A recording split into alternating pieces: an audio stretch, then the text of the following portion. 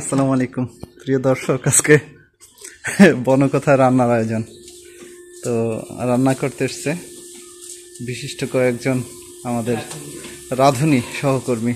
আজকে আইটেম তেমন কিছু নয়, এখানে ভুনা খিচুড়ি হবে। আচ্ছা, ভুনা খিচুড়ির আয়োজন চলতেছে প্রফেসর নাজমুল, যিনি রান্না করতেছেন, আর একজন ফুড টেকনোলজিস্ট, যিনি এই যে ব্রয়লার মুরগির এটা রান্না করতেছেন আর কি, ভুনা করতেছেন। তো ওনারা বরাবরই বাসাতে খুব ভালো রান্না করেন বলেই ওনাদের ফ্যামিলি হ্যাপিনেসটা একটু অন্যরকম। তো মাশাল্লাহ খুব ভালো পারে, একটু ভালো গুণ, সেলফ ডিপেন্ডেন্ট থাকা যায় আর কি। তো রান্না হচ্ছে, তো রান্না করছে আমাদের নানুর রহমান স্যার। একটু কালারটা দেখে, কালার কিন্তু ভালোই আসতেছে, যদিও ব্রয়লার মুরগি শেষ হয়নি। হ্যাঁ, এখনো রান্না শেষ হয়নি, ভুনা হবে তারপরে রান্না হবে, আশা করছি আরো সুন্দর হবে।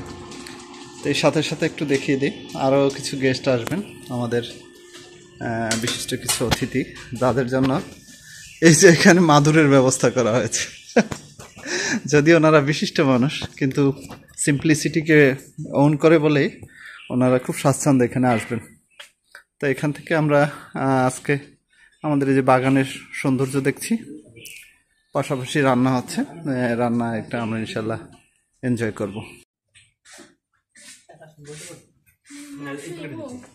আসবো, কিন্তু শেষ পর্যন্ত কলাপাতাই খেতে হচ্ছে।